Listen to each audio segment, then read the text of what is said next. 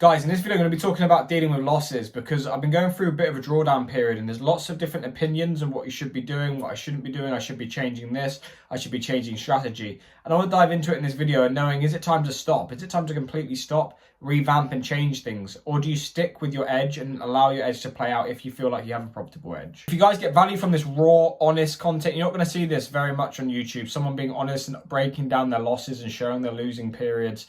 People are going to hide this from you. So I'm going to be talking honestly about it. And yeah, if you get value from it, make sure you like, comment, subscribe. Like I said, one of the only people doing this, being open and honest. I don't care. I'm showing everything, being raw, open and honest. So yeah, let's get into the video.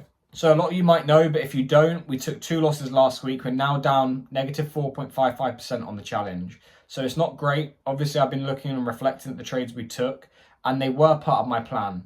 However, you need to know, and this is what a lot of people said in the comments. I read the comments, guys. I like your feedback. I enjoy reading the comments. Whether we disagree or we agree, it's important to have that community and people to say their opinions, and I'm happy to look at that. But a lot of people have been saying about changing strategy and that the strategy doesn't work. Now, this is the problem I have, and I'm not saying you guys are wrong at all, but when I did my testing on every currency pair, so I trade about 20 currency pairs, I was averaging about 10-12% per month on average per currency pair. And when I did the back testing, I was aware that it does work. I was in a community that taught this style of trading, you know, looking at the daily directional predictions, looking for breakdown and the trend change on the hourly, and then entering upon a breakdown on the 5-minute. I back tested, I was in the community for years, and I made consistent profit on a small live account. But obviously I need funding to scale up my capital, because that way I'm going to be able to make more money if I'm consistent. But recently, when documenting on YouTube, whether it's, you know, pressure of putting it out there, again, I don't really care. I'm completely honest. If I lose, I blow the account, I'm not going to be I'll be, you know, frustrated, but I'm going to show it to everyone. I'm not going to hide anything because I'm one of the only people doing this. But there needs to be a time where you know when to change. And right now, I'm only going to change my account and only going to change my strategy when I fail, or if I fail the challenge.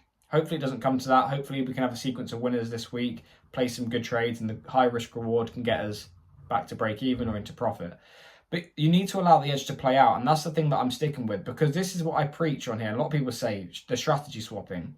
It's important to swap strategies if you don't have an edge. But I have done extensive data back testing and got data on this strategy. I have been in a community full of people that are consistently profitable with this strategy, still trading this style. So I have to, rather than always looking for it to be someone else's fault or the strategy's fault, it's my fault. I need to look at what I've done wrong. There were trades that I missed, which I could have caught. There were trades that I shouldn't have took. They were still part of my strategy, but low probability setups that I shouldn't be taking based on where I'm at on the challenge. So sometimes I think everyone's quite quick to look to change styles, change strategy. This isn't working, this isn't working. You need to trade this ICT, or you need to trade this support and resistance style, or scalp. They all can be profitable, but you have to make them profitable. And that's been my biggest problem. I need to understand my weaknesses, which is, you know, being risk adverse, not entering positions out of fear of losing, not entering high probability setups because I want to take all the trades at that point. And I sometimes see myself not taking high probability setups. Upon reflection, I look at the strategy and it provided an entry, but I could have avoided that 1% loss. So there's lots of things that I could do differently, and I will be doing differently. But people saying it's time to stop, it's time to change strategy. I respect that view 100%. I don't think you're totally wrong. But at this current moment in time, until I blow the account and the challenge, I'm not going to be changing strategy. I'm going to see if I can allow this edge to play out. Because every successful trader, every trader that has been trading successfully, I've seen people who I was in a community with, it's natural to go through drawdown. And yeah, I've been in a lot of drawdown. But if we look at the previous months, like last month was a positive month. Although I was in drawdown, I still come out the other side 1.6% profit. It wasn't great. So now we need to see at the end of this month, we're on the 27th. If I have a good week this week, I could end up being still up for the month. So you need to look at it month upon month, and that's what I'm going to be doing. But it is difficult taking losses. No one likes to lose. No one likes to be wrong on positions. No one likes to lose money. And it feels like the more losses you take, the further you are away from passing the challenge account and then get onto the live funding. But you have to execute you have to trade the plan. And sometimes you can't control the outcome on individual trades. And for me, the strike rate's been too low. So I need to improve my strike rate. So I need to take purely high probability setups with good risk reward. That's my focus. And like I said before, if I blow the account, I will then look to change strategy, and I can document me learning a new style or trading a different style. But I know this style works. That's the biggest thing. So I could trade ICT or I could trade another style and still not make it work. The style isn't the problem. For me, it's my mindset and my just tweaking small things, because I feel like I'm all but there in the sense that I know the knowledge, I've got experience, but I'm just not making it happen because I'm making a couple of bad choices by taking a lower probability setup and missing out on one trade that can change your month completely. So yeah, I'm going to keep focused on the style I'm trading at the minute. It's not time to stop at the minute. It's not time to change. I'll change when we have some kind of, if we lose this account, or maybe into 2025, look to tweak something for that year. But at the minute, staying put. Because if I end up changing my strategy now, I'm not going to allow the edge to play out on this style, because yes, I've had a sequence of losses, but if I change my style during the losing period, the 3-4 losses in a row, and then I look to go to another strategy or another time frame or a lower time frame and scout, the problem is there could be plenty of setups that would have made me 3% if I took that, 4% if I took that, and I would be suddenly out of drawdown.